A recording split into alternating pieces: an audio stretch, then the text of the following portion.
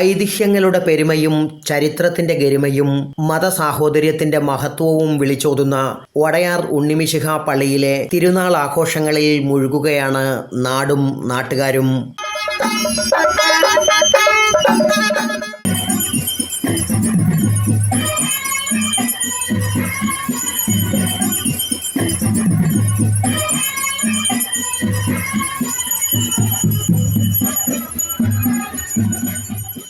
യേശുദേവനെ ക്രൂശിച്ച കുരിശിന്റെ തിരുശേഷിപ്പ് സൂക്ഷിച്ചിരിക്കുന്ന വിശുദ്ധ ദേവാലയമെന്ന പ്രത്യേകത കൂടിയുള്ള വടയാർ ഉണ്ണിമിശിഹാ പള്ളി ഒരു കാലത്ത് രൂപതയുടെ ആസ്ഥാനമെന്ന നിലയിൽ ചരിത്രത്തിലും ഇടം പിടിച്ചതാണ്. ക്രൈസ്തവ വിശ്വാസികൾക്ക് ദേവാലയം നിർമ്മിക്കുവാൻ ഉചിതമായ സ്ഥലം നൽകുന്നതിനായി തിരുവിതാംകൂർ മഹാരാജാവ് പടുകൂറ്റൻ മരക്കുരിശ് നിർമ്മിച്ച് മൂവാറ്റുപുഴയാറിലൂടെ ഒഴുക്കിവിട്ടുവെന്നും കുരിശ് വന്നെടുക്കുന്ന സ്ഥലം ഏതായാലും അവിടെ ദേവാലയം നിർമ്മിക്കുവാൻ അനുമതി നൽകിയെന്നുമാണ് ഐതിഹ്യം. കുരിശ് വന്നെടുത്ത പുഴയോരത്താണ് ഇന്ന് വടയാർ ഉണ്ണിമിശിഹാ പള്ളി നിലനിൽക്കുന്നത്. ജാതി മതഭേദമന്യേ നാട്ടുകാർ ഒന്നടങ്കം നെഞ്ചേറ്റുകയും സജീവ പങ്കാളിത്തം വഹിക്കുകയും ചെയ്യുന്ന ഉണ്ണിമിശിഹാ പള്ളിയിലെ തിരുനാൾ ആഘോഷങ്ങൾക്ക് കഴിഞ്ഞ ശനിയാഴ്ചയാണ് തുടക്കം കുറിച്ചത്.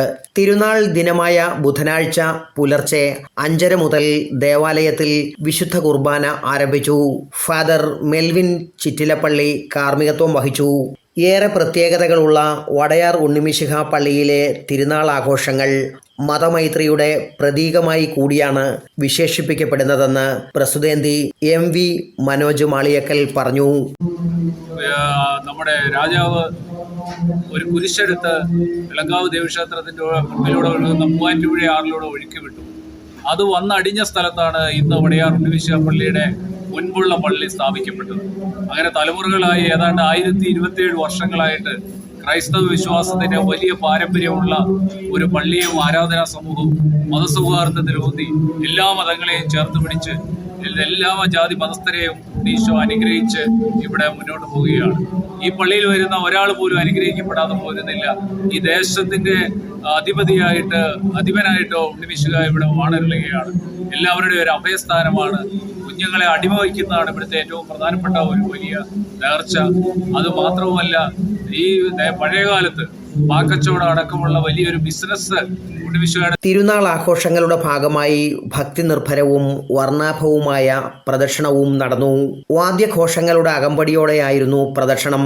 ചെണ്ടമേളം, ബാൻഡുമേളം തുടങ്ങിയവ പ്രദക്ഷിണത്തിന് മാറ്റുകൂട്ടി.